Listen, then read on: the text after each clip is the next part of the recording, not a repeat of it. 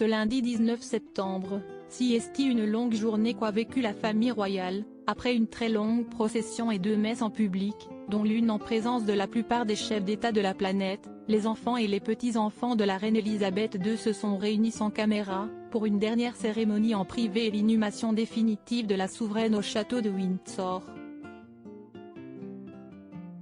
Un dernier au revoir qui marquait la fin des 11 jours de deuil décrétés par le roi Charles III après le décès de sa mère le 8 septembre dernier, et qui va permettre aux membres du clan de souffler un peu. Mais cela sonnera-t-il la fin du séjour britannique pour le prince Harry et Meghan Markle? Il semblerait bien que oui.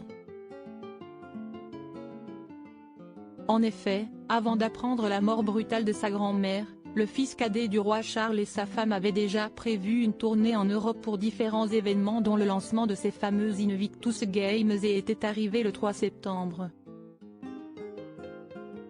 Laissant leurs enfants sous la garde de plusieurs nourrices et surtout de leur grand-mère maternelle Doria Ragland, le couple était donc déjà parti depuis plus d'1 semaine de Californie lorsque la reine est décédée. Une famille reconstituée? Cela fait donc près de 3 semaines que ceux-ci n'ont pas vu leurs enfants, les petits Archie et Lilibet, 3 et 1 an, une très longue période pour de si jeunes bambins. On pourrait donc aisément comprendre que leurs parents se dépêchent de rentrer, eux qui ont passé la nuit à Windsor, comme toute la famille. Reprendront-ils l'avion dès ce mardi? Pour le moment, aucune information n'a encore été donnée, mais selon les médias britanniques dont le Daily Mail, les deux devraient partir dès qu'ils le pourront. Partir, d'accord. Mais réconcilier avec la famille royale ou plus éloignés que jamais? Les questions et les théories sur le couple et le clan Windsor sont nombreuses désormais, après des obsèques où l'on a vu le prince, le visage plus fermé que jamais, marcher auprès de son aîné, William, sans jamais échanger un regard avec lui.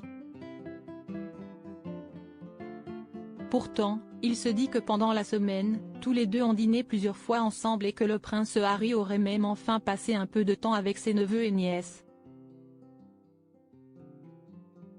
Alors, un petit réchauffement des relations est-il en vue?